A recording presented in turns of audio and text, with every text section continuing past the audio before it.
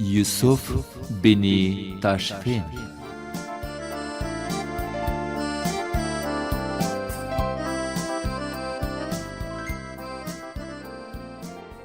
لوستونکی فضل ربی احمدی.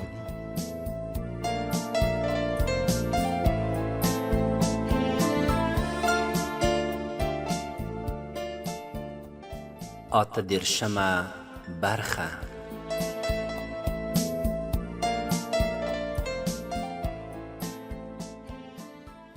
د سهار له لمانځه نه لږ وروسته سیر بن ابوبکر د پوځ پړاو ته ننوت او له آس نه پلی شو. سعد هم د ده په څېر پلی شو. څو تنه سرتیري د سترګو په رپ کې پرې ورټول شول. سیر بن ابوبکر ته سرتیریو په ادب سلامونه کول. د هغوی د سلامونو په ځواب کې لاس اوچت کړ او پوښتنه یې وکړه: امیر یوسف چېرته دی؟ راځئ، هغه په خپله خیمه کې دی. سیر بن ابوبکر سعد ورسره ملګری کړ او په سرتیري پسې روان شول. سعد په خپل زړه کې عجیبه درزه احساسوله. د افریقا د دغه ستر لارښود مختلف تصویرونه د ده د خیال په پرده راتلل. د دوی لارښود د یوې لویې خیمې په مخه کې ودرېد. د دروازې پرده اوچته وه. سیر بن ابوبکر او سعد له څه ځنډ پرته دننه ننوتل. امیر یوسف بن تاشفین د خرماو په یوه پوزې ناست و. پر خپل کاتب یې څه لیکل. امیر سیر بن ابوبکر السلام علیکم وویل. هغه د سلام ځواب ورکړ او سر یې راپورته کړ. یوه شیبه یې سترګې د خپل کاکا زوی پر څېره وګنډلې. د هغه په څېره کې پر سادګۍ او متانت برسېره غیر معمولی روب او جلال و. د ده نظر هغه زمري ته ورته و چې څوک یې له درانه خوبه راویښ کړي. سیر بن ابوبکر وویل: یا امیره، ما ډیر بد خبر راوړی دی. تر دې بد خبر څه کیدای شي چې تا د سمندر پر ځای دلته په دښته کې وینم. هغه دا وویل، راجګ شو او په پریکنده لهجه یې وویل: زیاتو خبرو ته اړتیا نشته، ما ته زر اصل خبره کوه. سیر بن ابوبکر په څو خبرو کې خپله کیسه تیره کړه.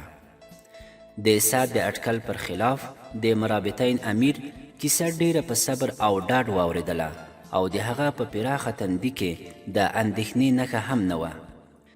تر هغه وروسته یې چې کله د خپل کاکا له زوی نه پوښتنې کولې، نو سعد داسې ګڼله چې د یو سمندر د آرامې سطحې نه لاندې په تل کې ویده توپان د راویښېدو لټونه خوري، او چې هغه بیا له خپلې خیمې راووت او په لوړ غږ یې خپلو سرتیرو او سالارانو ته حکمونه ورکول.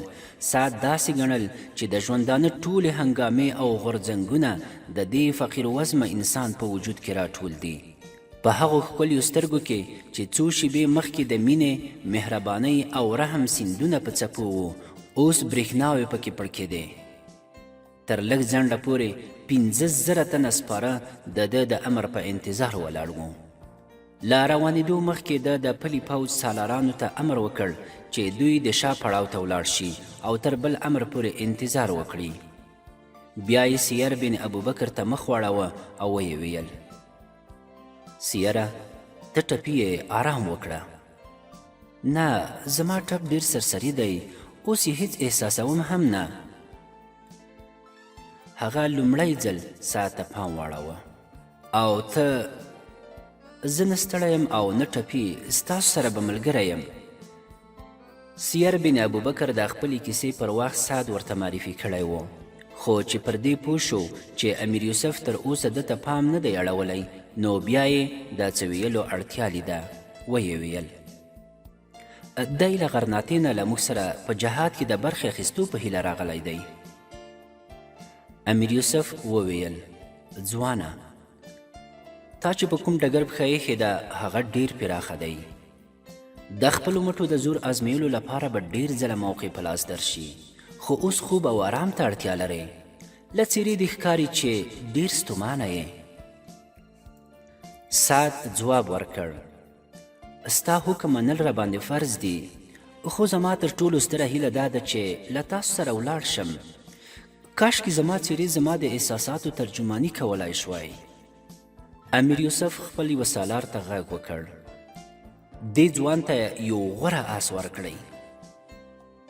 لږ ځنډ وروسته نغارې وکړنګېدلې او په دښته کې راپورته شوي ګرد 15,000 تنه سپاره په خپله غېږه کې پټ کړل. سعد بن عبدالمنعم د افریقا د شاه زلمي په رکاب کې و. تقدیر ده ته د ده د اټکل نه ډېر مخکې د عملي جهاد دروازې پرانیستې. د ده په غوږو کې په وار وار د یوسف بن تاشفین دغو خبرو ازانګې کولې. تا چې په کوم ډګر پښه ایښې ده هغه ډېر پراخ دی.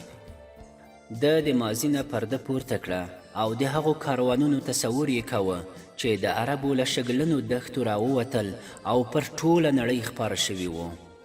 ده په وار وار دا دعا کوله چې په اسلامي نړۍ کې یو ځل بیا کوم خالد رضی الله عنه یا طارق رحمت الله راپورته شي او دی ورشي ورته ووایي چې زه ستا سرتیری یم.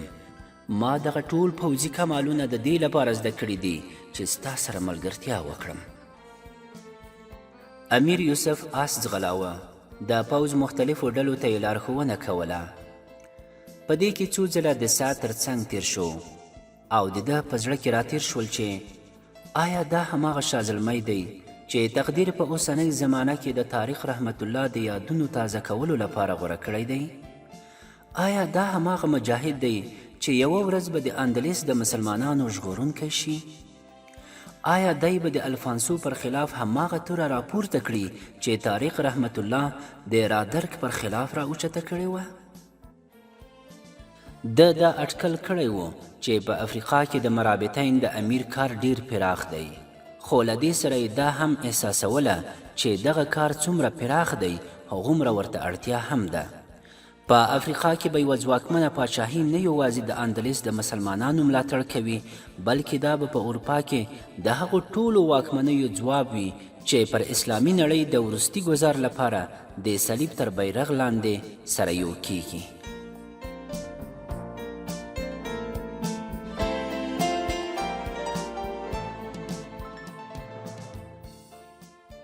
یرغلګرو پر کلا یوه پرېکنده حمله راوړې وه. تر دې مخکې د کلا ساتونکو هغوی 3 ځله د کلا له دیوالونو نه پر شا کړي وو. دریم یرغل چې هغوی د شپې په وروستۍ برخه کې راوړ ډیر توند و او څو تنو یې پر زینو کلا ته ځانونه ورسول، خو هغوی هم د کلا پر نیولو بریالي نه شول. د کلا ساتونکو پر ډیره سرښندنه هغوی بیا هم شاتګ ته اړ کړل. په دې بریدونو کې د کلا له 100 تنو ساتونکو نه 40 تنه شهیدان شوي وو. له لمر ختو سره چې دښمن وروستی برید وکړ نو د دې 80 تنو نه یوه هم دا باور نه درلود چې دوی به نن لمر پرېوتل وویني. د هغوی د غیشو کڅوړې نورې نږدې تشې شوې وې، خو بیدو پر همغه وخت چې دښمن له 3 لوریو نه پر کلا یرغل راوړ او د کلا ساتونکو د ډېرې مایوسۍ په حالت کې د هغوی د ایسارولو هڅه کوله، د جنوب پر افق د ګردونو وریځ راښکاره شوه او د کلا ټپي سالار چې د دروازې پر برج ولاړ و او خپلو ملګریو ته یې لارښوونه کوله په لوړ غږ چیغې کړې: غازیانو همت وکړئ، مقابله وکړئ، پوځ را ورسید، زموږ پوځ راغی. د کلا ساتونکو په یوه نوې ولوله او جوش د دښمن له هغو پوځیانو سره په تورو او نیزو مقابله پیل کړه چې پر زینو کلا ته را اوښتي وو. لږ ځنډ وروسته له ګردونو نه راښکاره شوی پوځ په نیمه دایره کې د کلا 3 لوریو ته تید شو. د یرغل کوونکو پلي او سپاره چې د جنوب په ټیټه برخه کې د خپل پړاو ساتنه کوله ورخطا شول او د ساحلي غونډیو او کمرونو په لور وتښتېدل. په لږ ځنډ کې د مرابطین نیمایي پوځ له آسونو پلی شو او د کلا په شاوخوا کې یې پر لوړو څوکو او کمرونو کې مورچلونه ونیول. څو ډلو د هغوی د آسونو ساتنه کوله او نور سپاره له پړاو نه پر تښتېدلیو پوځونو پسې ورغلل. د یرغل راوړونکو د پوځ زیاتره برخه چې تر لږ ځنډ مخکې یې پر کلا حملې کولې اوس د خپلو ځانونو ژغورلو په غم کې وو. هغوی به کله د تېښتې په هڅه کې د مرابطین د سرتیریو د غیشو دم ته برابر شول او کله به بیرته د کلا د دیوالونو پر لور ورټول شول. تر ماسپښینه پورې د مرابطین پوځ د دښمن تر 2,500 تنو پوځیانو وژلو وروسته د هغوی پاتې پوځ د سمندر پر لور ورټل واهه. په خلیج کې د هغوی 5 کښتۍ ولاړې وې او ځینو سرتیرو ځانونه په اوبو کې وغورځول او کښتیو ته یې د رسېدو هڅه کوله، خو د هغوی زیاتره د مرابطین د پوځیانو د غیشو ښکار شول. دغه وضع چې ولیده 3 لویې کښتۍ له خلیج څخه پراخ سمندر ته ووتلې چې د هغو په اړه وروسته جنگي بندیانو امیر یوسف ته وویل چې دوی د ایټالیې او یوه د فرانسې د سمندري غلو وه. نورې کښتۍ له کلا څخه لږ لرې د خلیج په یوه پراخه برخه کې درېدلې وې او د هغوی ماڼوګانو په وړو کښتیو کې هغه کسان سپرول چې سمندر ته یې ځانونه غورځولي وو. خو لږ ځنډ وروسته د خلیج پر دواړو غاړو د مرابطین پوځونو د بري بیرغونه ورپول. له لمر لوېدو څخه لږ مخکې د دښمن پاتې پوځ چې د 4,000 په شاوخوا کې وو وسلې وغورځولې. اوس نو پاتې کښتیو هم د پراخ سمندر په لور مخه کړه. یوسف بن تاشفین کلا ته ننوت او د ماښام لمونځ یې ادا کړ. څرنګه چې په کلا کې د زیات پوځ لپاره ځای نه و، ځکه خو امیر یوسف 500 تنه سرتیري هلته پرېښودل. له نور پوځ سره هغه درې ته راغی چې لږ ځنډ مخکې د دښمن پړاو پکې و. د دښمن په سلګونو آسونه او اوښان او یوه زیاته اندازه خوراکي شیان د دوی لاس ته ورغلل. جنگي بندیان یې پړاو ته نږدې راټول کړل او په هغو یې پیره ودروله. د شپې مهال د ډوډۍ د خوړلو پر وخت یوسف بن تاشفین له سیر بن ابوبکر څخه وپوښتل: ستا انګلیسي انډیوال چیرته دی؟ نن مې په جګړه کې پر هغه ځانګړی نظر و. زما په ګمان د هغه یو غیشی خطر نه دی تللی. له کلا څخه د راتلو پر وخت زموږ سره ملګری و، اوس چیرته دی؟ سیر ځواب ورکړ: هغه چې دلته راورسېد په ځمکه پرېوت او په درانه خوب ویده شوی دی. ما مناسبه ونه بلله چې راویښ یې کړم. هغه ډېر ستومانه دی. ټپي خو به نه وي؟ ما نه دی لیدلی، هغه هم څه نه دي راته ویلي. یوه سالار وویل: ما د هغه په لستوڼي د وینو داغونه ولیدل، خو زما د پوښتنې په ځواب کې راته وموسکل او ویې ویل چې دا هسې معمولي ګرېدلی. امیر یوسف وویل: سیره، ته د ده خیال ساته، موږ داسې ځوانانو ته ډېره اړتیا لرو. د ډوډۍ له خوړلو وروسته سیر څو غوړپه اوبه وڅښلې. د جګېدو پر مهال یې وویل: زه به هغه ووینم او را به شم. امیر یوسف وویل: ودرېږه، زه هم در سره ځم.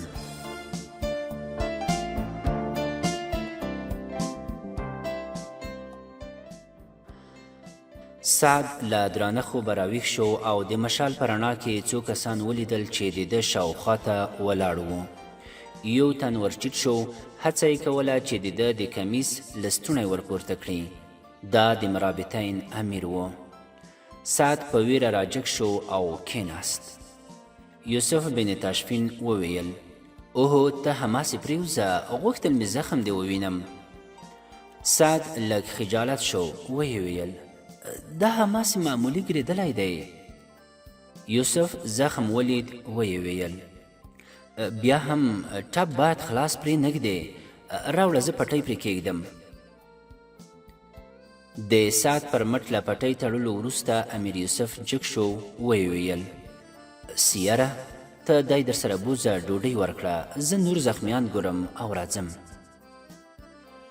راتلونکی ماښام د لویدیځو سمندري هډونه د مرابطین 10 کښتۍ راورسېدې او د امیرالبحر مرستیال دا زیری واوروه چې موږ 2 میله لرې د دښمن 3 کښتۍ ډوبې کړې او د یوې یوناني کښتۍ کپتان مو ژوندی راسره راوستلی دی. 4مه ورځ د سهار له لمانځه وروسته امیر یوسف سعد بن عبدالمنعم خپلې خیمې ته وروباله او ویې ویل: ځوانه، له تا سره مې د خبرو وخت ونه موند.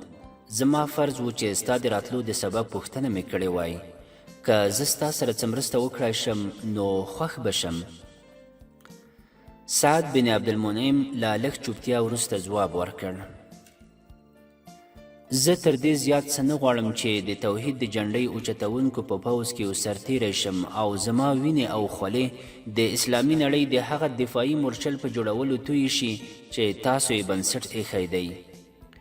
د اندلس مسلمانان نن د مرګ او ژوند په کشمکش کې اخته دي او زه د دې لپاره راغلی وم چې د فتنو په دغه دوران کې په افریقا کې زموږ ورونه څه مرسته راسره کولی شي که نه.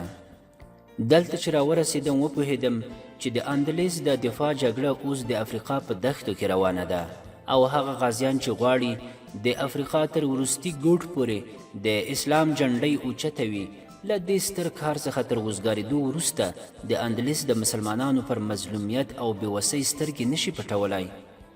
زه په دې عملیاتو کې خپل ګډون یو ویاړ بولم. یوسف بن تاشفین وویل خو که زه د اندلس د مسلمانانو په خپل منځي معاملو کې لاسوهنه ونه غواړم نو زما باور دی چې کله د الفانسو توره د دوی شارګونو ته ورسیږي نو ته به لاس وهنې ته اړ شې. د اندلس مسلمانان به په خپله تا ته زاری وکړي چې ورشي. زه دا نه وایم چې ته په افریقا کې خپل کار نیمګړی پرېږده او اندلس ته پام واړوه، خو چې کله په افریقا کې ستا کار پای ته ورسیږي نو پر دې به دې باوري کړی شم چې دوهم منزل د اندلس دی.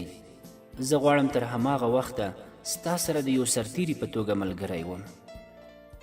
یوسف بن تاشفین وویل تا پر ما پورې ډېرې لوړې هیلې تړلې دي او زه نشم ویلی چې تر کومه به یې پوره کړی شم، خو دا ډاډ درکولی شم چې څو له الجزایر څخه د سینیګال تر سیند پورې د افریقا خلک تر یوه بیرغ لاندې راټول نشي آرام به کښېننم. زه نه غواړم چې د ملوکو طوایفۍ له امله د افریقا اولس هم یو وخت له داسې مصیبتونو سره مخ شي چې نن د اندلس مسلمانان ورسره لاس او ګریوان دي. د دې کار لپاره ماته داسې سرتیري په کار دي چې پر خېټه ډبرې وتړي او وجنګېدای شي او له سرتیریو څخه زیات داسې د پاخه عزم مبلغینو ته اړتیا ده چې د اسلام د تبلیغ لپاره خپل ژوند وقف کړای شي. ما به ته د جهاد او تبلیغ دواړو لپاره چمتو ووینې. زه تا ته هرکلی وایم، خو په یاد ولره چې سمدستي د اندلس په باب له تا سره هیڅ واده نشم کولای. دغه دعا به خامخا کوم چې کوم مناسب وخت راشي خدای دې ماته د اندلس په اړه د ښې پرېکړې توان راکړي. سعد وویل زه له تا نه هیڅ نه غواړم او ډاډ درکوم چې تر کومه وخته په افریقا کې وم د اسلام د پرمختګ او لوړتیا لپاره به بې له شرطه ستا سره مرستندوی وم. امیر یوسف وویل اوس غواړم له تا نه یوه پوښتنه وکړم او ته به ما ته رښتیا ځواب وایې. زه دا درنه پوښتم چې په خپله خوښه راغلی یې او که چا درته ویلي دي؟ سعد ځواب ورکړ زه دلته د راتلو لپاره د غرناطې د یوه عالم قاضي ابو جعفر د احسان پوره وړی یم، خو که ته شکمن وې چې زه به د کوم امیر په هڅونه دلته راغلی وم نو اجازه راکړه چې خپله ټوله کیسه درته وکړم. د یوسف بن تاشفین پر شونډو یوه مهربانه مسکا وغوړېده. ویې ویل ستا کیسه ستا پر تندي لیکلې ده، ستا په رګونو کې د یوه مېړني پلار وینه چلیږي، تا د یوې پاکې مور پی رودلې دي، کوم د درناوي وړ استاز روزلی یې. په هر صورت زه د هغو پیښو د اورېدلو لیوال یم چې د هغو په سبب ستا په څېر یو ځوان دې ته اړ شوی چې د غرناطې له رنګینیو ډک ښار پرېږدي او دغه شاړې دښتې ته راشي. سعد په لنډه توګه د قرطبې د انقلاب هغه پیښې بیان کړې چې دی یې پر ښه او بده له پوهېدو سره سم د اندلس د ټولنیزو مسایلو په باب له چورتونو سره عادت کړی و.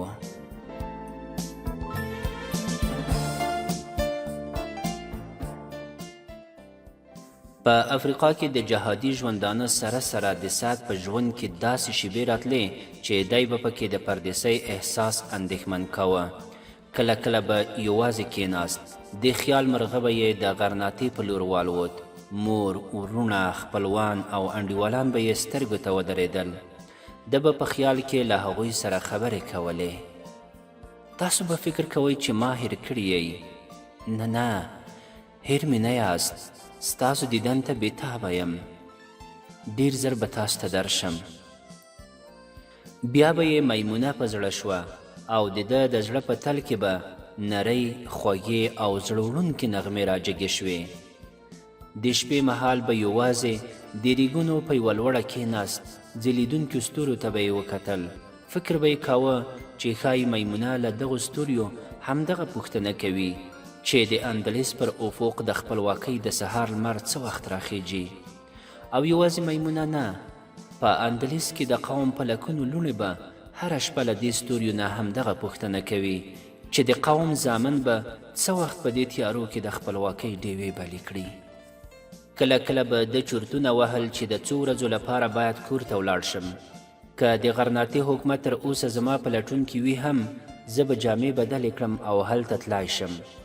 ډیر به نه پاتې کیږم. امیر یوسف هم په خوښۍ اجازه راکوي. هغه به له دې پریکړې سره راجګ شو او د امیر یوسف د استوګنې په لور به روان شو. خو د هغه په مجلس کې به یې چې د پوځي سالارانو د نویو جنګونو او د علماو د تبلیغي سفرونو په باب خبرې واورېدې، د ده خیال به هم ورسره بدل شو. په غوږو کې به یې د خپل پلار خبرې وکړنګېدې. زموږ ارمان زموږ تر ژوند ډیر لوړ دی. سعد د روژې میاشت په سپته کې تیره کړه. په لرې لرې ځایونو کې د ډیرو میاشتو تیرولو په سبب یې له کوره هیڅ احوال نه درلود. ده د احمد په نامه یو لیک ولیکه او سیر بن ابوبکر غرناطې ته یو ځانګړی استازی واستاوه. له اختر نه 2 ورځې وروسته استازی بیرته راغی او ده ته یې 2 لیکونه راوړل. یو د میمونې او دوهم د شیخ ابو صالح و.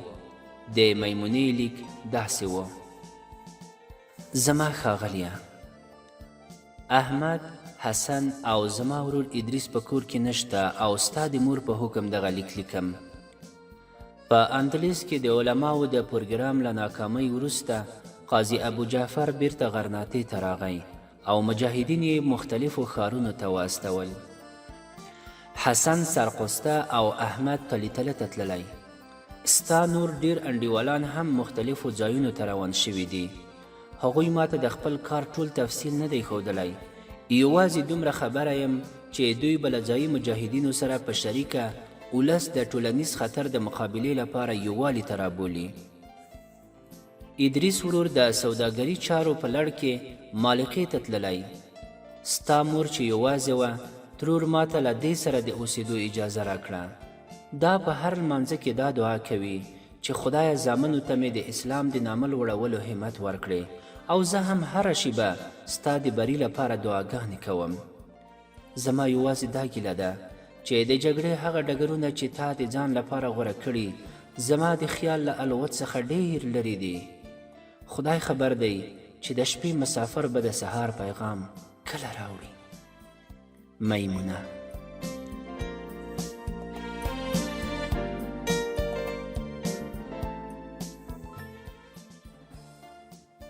شیخ ابو صالح په خپل لیک د غرناطې او اندلس پر نویو پیښو غږېدلی و. هغه لیکلی و چې ابن عمار د معتمد په لاس ووژل شو. د طلیطلې ولس له خپل واکمن یحیی زالنون یعنی د مامون زالنون زوی چې یحیی القادر هم یادیږي څخه سخت په فریاد دی او هلته د یوه ولسي پاڅون نښې راښکاریږي. د الفانسو پوځونه د سرقستې، بلنسیې او اشبیلیې په بریدونو کې راټولیږي. د اندلس په خلکو کې مایوسي او بېنظمي خپریږي او زه د قاضي ابو جعفر د نوي پلان بري ته ډیر هیلهمند نه یم. د اندلس هوښیار خلک احساسوي چې یوازې د افریقا مرابطین دوی له بربادۍ ژغورلی شي. قاضي ابو جعفر څو ورځې په غرناطه کې تیرې کړې، اوس بطلیوس ته تللی دی. هغه به ښایي تر 1 میاشتې پورې بیرته راوګرځي. هیله یې وه چې تر هغو پورې ته د خپلو کړنو بشپړ خبر راواستوې. تا چې احمد د کوم لیک راستولی و ما قاضي ابو جعفر ته ور وښود، خو هغه زیات ډاډه نه و.